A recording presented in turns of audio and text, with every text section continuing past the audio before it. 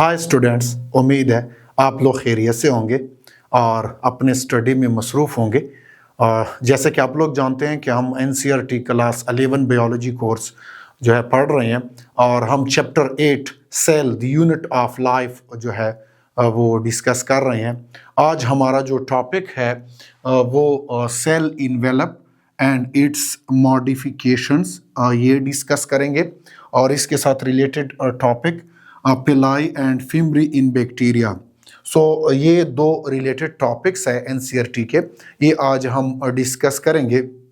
Means that कि आज हम जो प्रोक्रियाटिक सेल्स है उनमें सेल इन्वेलप और इसका मॉडिफिकेशन देखेंगे और फिर प्रोक्रियाट्स में हम पिलाई और फिम्बरी जो है बैक्टीरिया में वो देखेंगे। सो सबसे पहले cell envelope and its modifications को देखें कि most prokaryotic cells particularly the bacterial cells have a chemically complex cell envelope।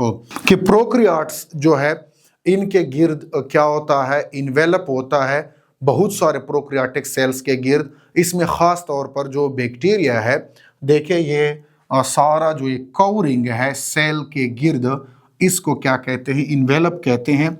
अब ये केमिकली क्या होता है, इन्वेलप बहुत ही कॉम्प्लेक्स होता है। नेक्स्ट अभी जो स्लाइड है इसमें इसके क्या पढ़ते हैं, लेयर्स ऑफ प्रोक्रियाटिक सेल इन्वेलप, कि ये इन्वेलप जो है ये कौन से लेयर्स पर मुश्तमिल होता है। The cell envelope consist of a tightly bound 3 layered structure. NCERT book कहता है कि ये जो इन्वेलप है, जो ये बैक्टीरियल सेल के गिर्द है या प्रोक्रियाटिक सेल के गिर्द है, ये 3 लेयर पर मुश्तमिल होता है और ये 3 जो लेयर्स होते हैं ये आपस में क्या होते हैं, बाउंड होते हैं एक दूसरे के साथ।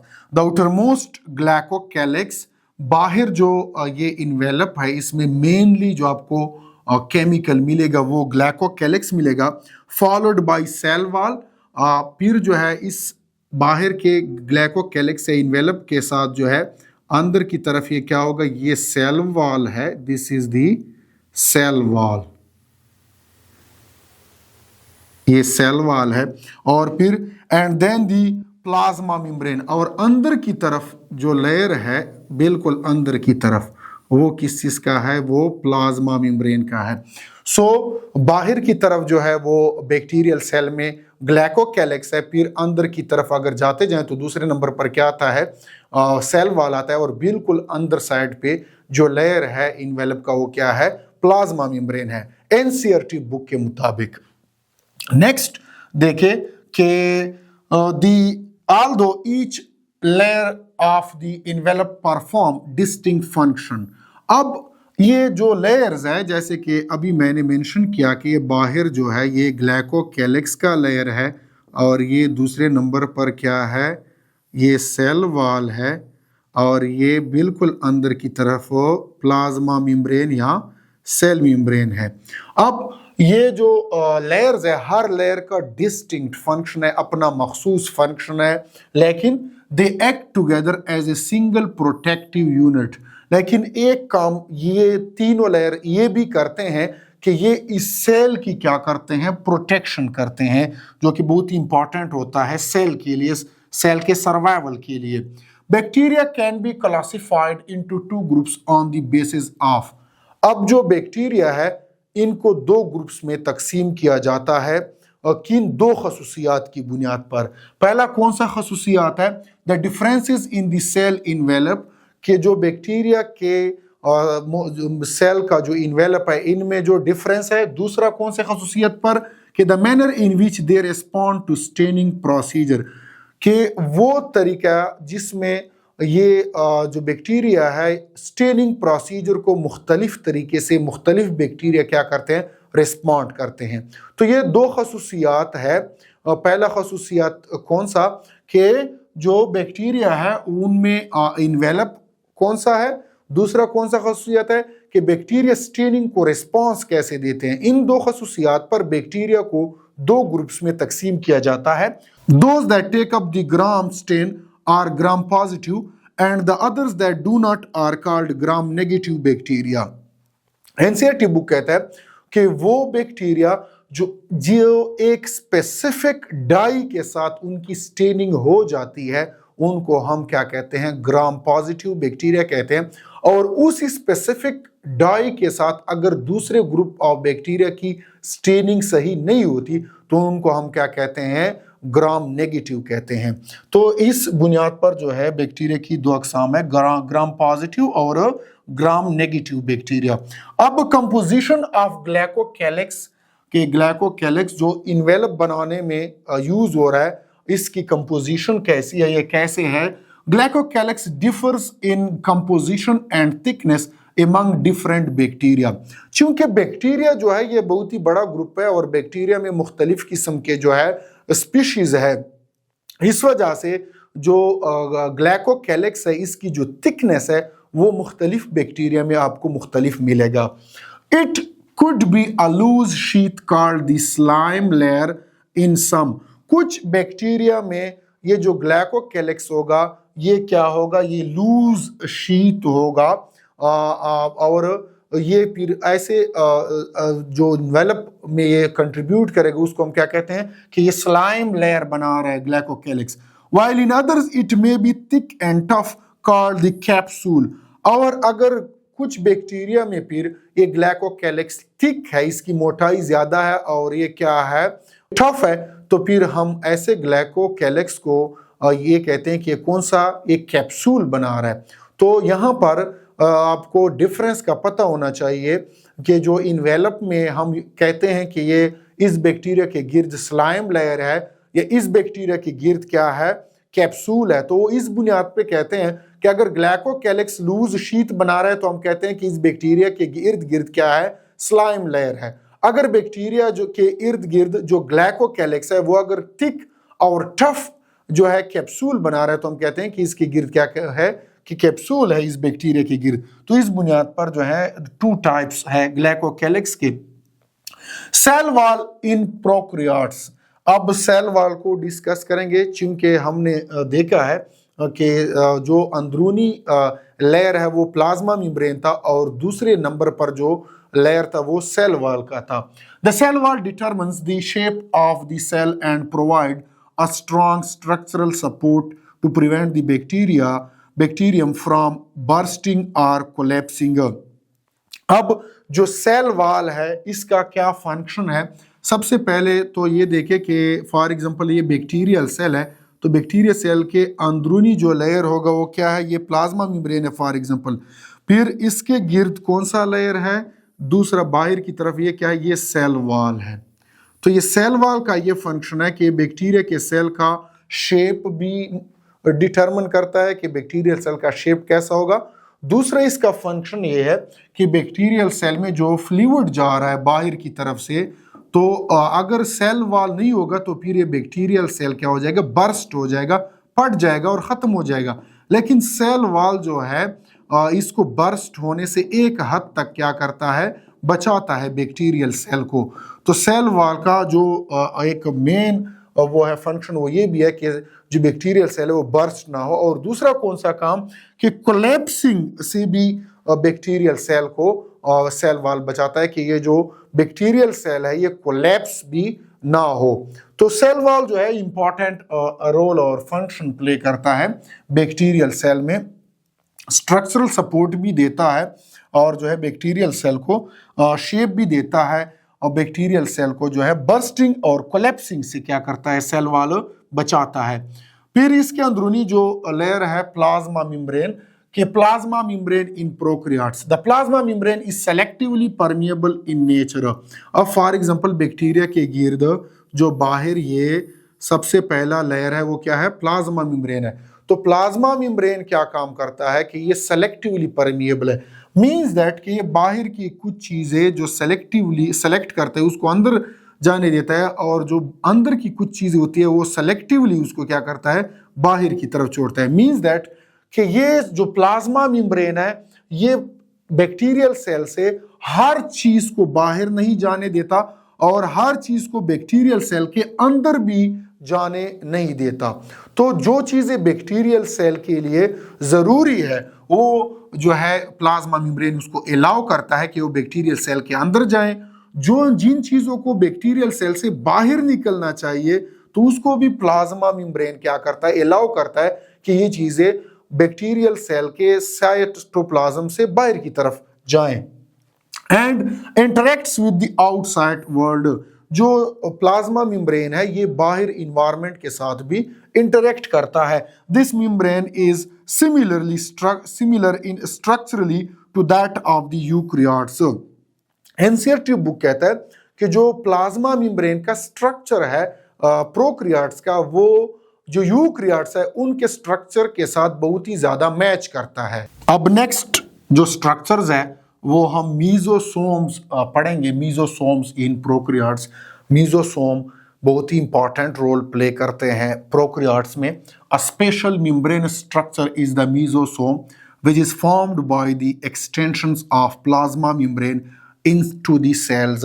मीजोसोम कैसे स्ट्रक्चर होते हैं कि जो फॉर एग्जांपल ये बैक्टीरिया है, तो बैक्टीरिया में जो ये प्लाज्मा मेम्ब्रेन है ये ऐसे जो है सेल की तरफ क्या होता है, ग्रो कर जाता है और इसी तरह स्ट्रक्चर बनाता है। प्लाज्मा मेम्ब्रेन मुख्तलिफ शेप के ये स्ट्रक्चर बनाता है सेल के अंदर की तरफ, और इन स्ट्रक्चर्स को फिर हम क्या कहते हैं, मीजोसोम कहते हैं। मजीद जो स्लाइड्स हैं उनमें भी हम इसको डिटेल में पढ़ेंगे कि mesosome extensions are in the form of. अब ये जो मीजोसोम एक्सटेंशंस है कौन से फॉर्म में हो सकते हैं, वेजिकल फॉर्म में भी हो सकते हैं।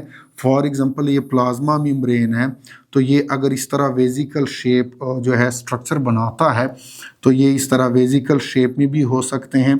इसी तरह ये ट्यूब्यूल्स के शेप में भी हो सकते हैं। अगर ये ट्यूब्यूल्स शेप स्ट्रक्चर में भी ये हो सकता है मीजोसोम। कभी कभी ये लामिली शेप में भी हो सकते हैं, जैसे कि फॉर एग्जांपल प्लाज्मा मेम्ब्रेन जो है इसी तरह लामिली बना लेगा मीजोसोम के, इसके लिए इस तरह जिस तरह लामिली होते हैं। तो ये जो मीजोसोम्स है ये वेजिकल फॉर्म में भी हो सकते हैं, ट्यूब्यूल्स की फॉर्म में भी हो सकते हैं और लामिली फॉर्म में भी हो सकते हैं। अब रोल ऑफ मीजोसोम के ये जो एक्सटेंशंस है इनसाइड ऑफ द सेल की तरफ प्लाज्मा मेम्ब्रेन की, इन एक्सटेंशंस का क्या फायदा है, इसका रोल क्या है। Help in cell wall formation. अब ये जो फंक्शन लिखे हुए हैं ये एनसीईआरटी बुक के मुताबिक मैं समझा रहा हूं कि ये सेल वॉल के फॉर्मेशन में हेल्प करता है मीजोसोम, डीएनए रिप्लिकेशन में भी हेल्प कर रहा है, और फिर distribution to the daughter cell के जो डीएनए की डॉटर सेल में डिस्ट्रीब्यूशन होता है उसमें भी ये हेल्प करते हैं। Also help in respiration. ये जो मीजोसोम होते हैं ये रेस्पिरेशन में भी हेल्प करते हैं। रेस्पिरेशन वो प्रोसेस जिसमें बैक्टीरिया एनर्जी बनाता है, तो बैक्टीरिया की एनर्जी प्रोडक्शन में भी मीजोसोम रोल प्ले करते हैं। सिक्रीशन प्रोसेसेस, अगर बैक्टीरिया ने फॉर एग्जांपल कुछ चीज क्रिएट कर दी है तो उसमें भी ये रोल प्ले करते हैं। Increase the surface area of the plasma membrane. Mesosome की वजह से जो प्लाज्मा मेम्ब्रेन होता है इसका सरफेस एरिया इंक्रीज हो जाता है। तो जाहिर है जब सरफेस एरिया इंक्रीज हो जाता है तो एक्सचेंज ऑफ मटेरियल अच्छा होता है और ज्यादा होता है। एंड इंजाइम कंटेंट, जाहिर है कि अगर मीजोसोम में रिएक्शंस हो रहे हैं तो इसमें इंजाइम भी होते हैं। तो ये मुख्तलिफ फंक्शंस हैं जो एनसीईआरटी बुक में लिखे हुए हैं जो मीजोसोम परफॉर्म करता है। नेक्स्ट है कि क्रोमेटोफोर्स इन सम प्रोकैरियोट्स। ये दूसरे स्ट्रक्चर्स होते हैं जो कुछ प्रोकैरियोटिक सेल में होते हैं जिनको हम क्रोमेटोफोर कहते हैं। इन सम prokaryotes like cyanobacteria there are other membranous extensions into the cytoplasm called chromatophores which contain pigments।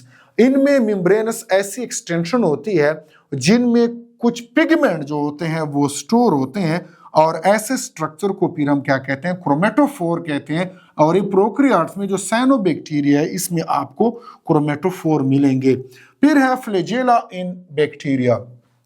Flagella हम जानते हैं बैक्टीरियल सेल्स में भी मोटाइल और नॉन मोटाइल। बैक्टीरिया जो है ये मोटाइल भी हो सकते हैं और नॉन मोटाइल भी हो सकते हैं।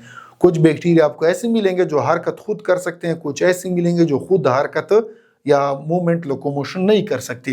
If motile they have thin filamentous extensions from their cell wall called flagella.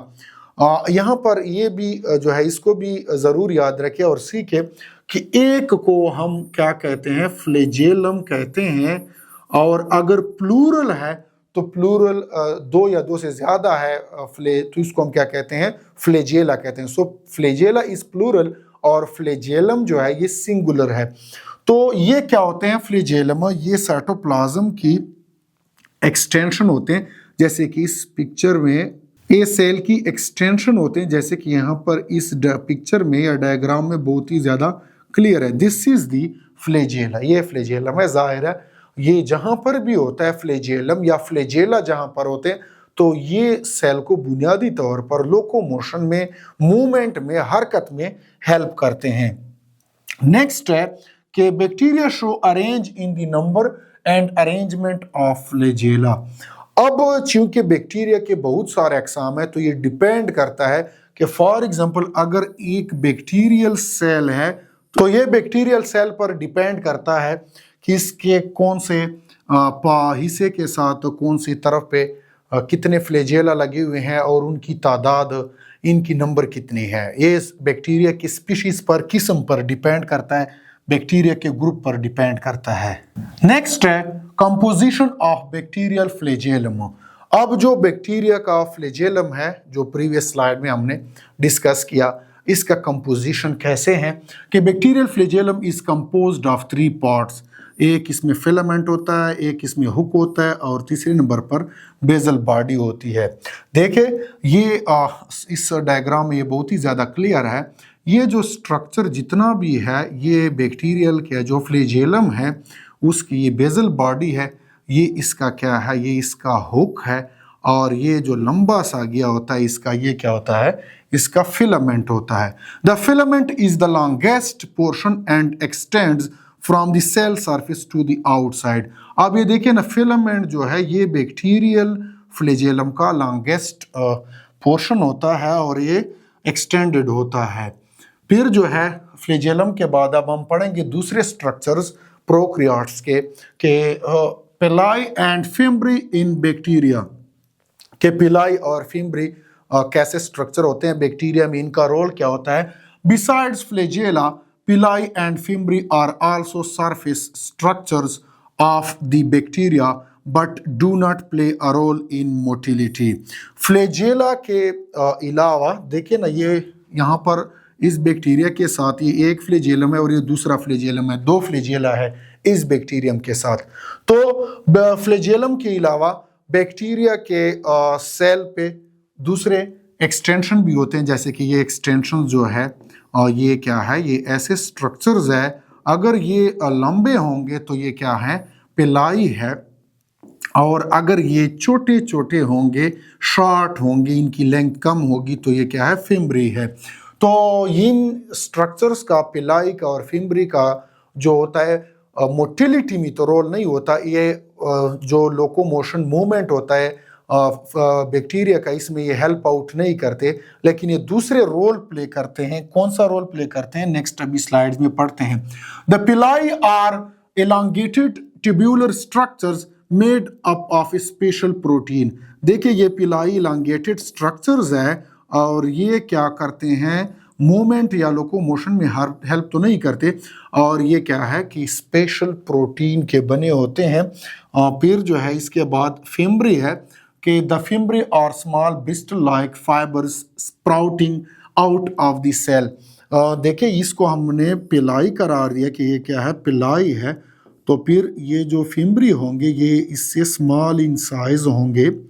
और फिम्ब्री का कौन सा रोल है, कौन सा फंक्शन है, इसको अभी देखते हैं कि role of fimbriae in some bacteria fimbriae are known to help attach the bacteria to rocks in streams and also to host tissues. ये जो फिम्ब्री है ये कुछ बैक्टीरिया में क्या करते हैं, अगर बैक्टीरिया स्ट्रीम्स में है तो उसमें जो है और स्ट्रीम में रॉक्स है तो ये फिम्ब्री की वजह से बैक्टीरिया रॉक्स के साथ अटैच होते हैं। फिर अगर बैक्टीरिया ने किसी होस्ट पर अटैक किया हुआ है तो ये इन फिम्ब्री की वजह से बैक्टीरिया उस होस्ट के टिश्यूज के साथ अटैच होते हैं, तो ये बैक्टीरिया को हेल्प आउट करते हैं अटैचमेंट में। नेक्स्ट है कि राइबोसोम्स इन प्रोकैरियोट्स, राइबोसोम्स जो ऑर्गेनेल्स है ये प्रोकैरियोट्स में कैसे होते हैं। In prokaryotes ribosomes are associated with the plasma membrane of the cell, और ये plasma membrane of the cell के साथ एसोसिएटेड होते हैं अकॉर्डिंग टू एनसीईआरटी बुक। अब राइबोसोम्स को मजीद देखते हैं कि size of ribosomes in prokaryotic cells. सबसे पहले राइबोसोम्स का साइज देखते हैं। देखिए ये राइबोसोम्स है इतने सारे, दीज आर दी, ये बिल्कुल क्लियर है, दीज आर दी राइबोसोम्स, ये राइबोसोम्स है बहुत सारे, ये साइटोप्लाज्म में बैक्टीरियल सेल में स्मॉल ऑर्गेनेल्स होते हैं, नॉन मेम्ब्रेन बॉन्डेड होते हैं। अब साइज को देखें कि they are about 15 nanometre by 20 nanometre in size, 15 by 20 nanometre in size होते हैं according to NCERT book. They are made of 2 सब यूनिट्स। अब जो प्रोकैरियोट के राइबोसोम्स है ये 2 सब यूनिट पर मुश्तमिल होते हैं। एक इसका स्मॉल सब यूनिट होता है, ये 30S का होता है, और एक लार्ज सब यूनिट होता है, ये 50S का होता है। लेकिन विच when present together form 70S, लेकिन अगर ये स्मॉल और लार्ज सब यूनिट दोनों इकट्ठे पड़े हुए हैं तो ये 70S के बन जाते हैं। तो प्रोकैरियोट में जो राइबोसोम होता है ये 70S का होता है, यूकैरियोट में जो राइबोसोम होता है वो 80S का होता है। नेक्स्ट देखें कि role of ribosomes in prokaryotic cell. Ribosomes are the site of protein synthesis. Ribosomes जो है ये प्रोटीन सिंथेसिस में हेल्प आउट करते हैं।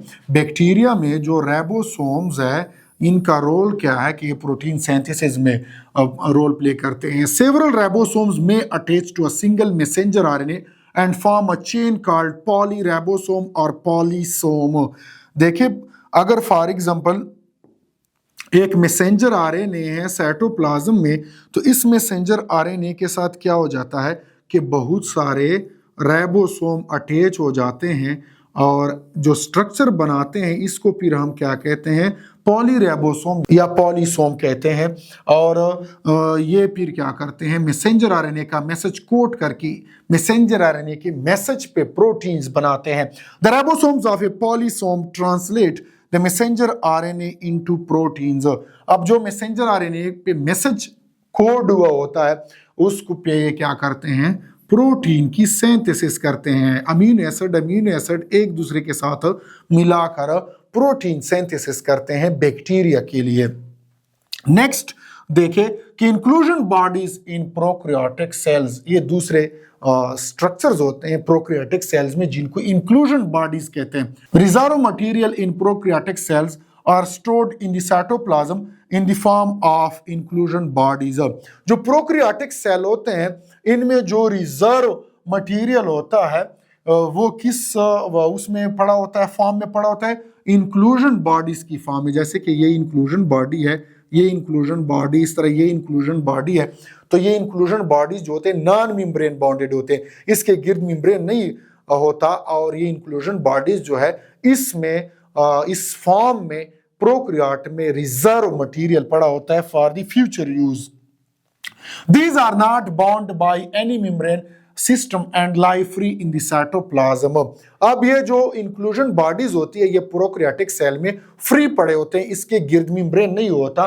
फॉर एग्जांपल ये फास्फेट ग्रेन्यूल्स की फॉर्म में पड़े होते हैं या साइनोफाइसिन ग्रेन्यूल की फॉर्म में पड़े होते हैं या ग्लाइकोजन ग्रेन्यूल्स की फॉर्म में पड़े होते हैं, ये जो इंक्लूजन बॉडीज है।